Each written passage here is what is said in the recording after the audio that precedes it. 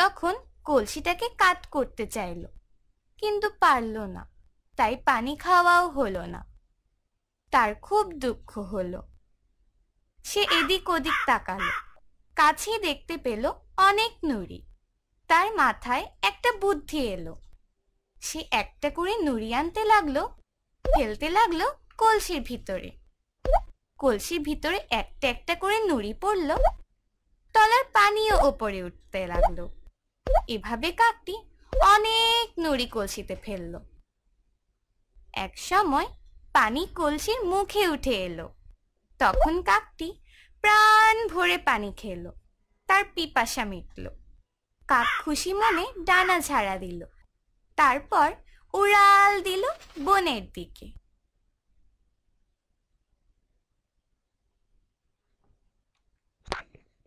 কাক তখন কলসিটাকে কাত করতে চাইল, কিন্তু পারল না, তাই পানি খাওয়াও হলো না। তার খুব দুঃখ হলো। সে এদিক ওদিক তাকালো, কাছে দেখতে পেল অনেক নুড়ি। তার মাথায় একটা বুদ্ধি এলো। সে একটা করে নুড়ি আনতে লাগলো, ফেলতে লাগলো কলসির ভিতরে। কলসির ভিতরে একটা একটা করে নুড়ি পড়লো, তলার পানিও ওপরে উঠতে লাগলো। এভাবে কাকটি অনেক নুড়ি কলসিতে ফেললো।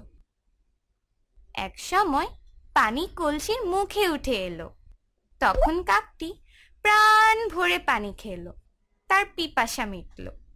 কাক খুশি মনে ডানা ঝাড়া দিল, তারপর উড়াল দিল বনের দিকে।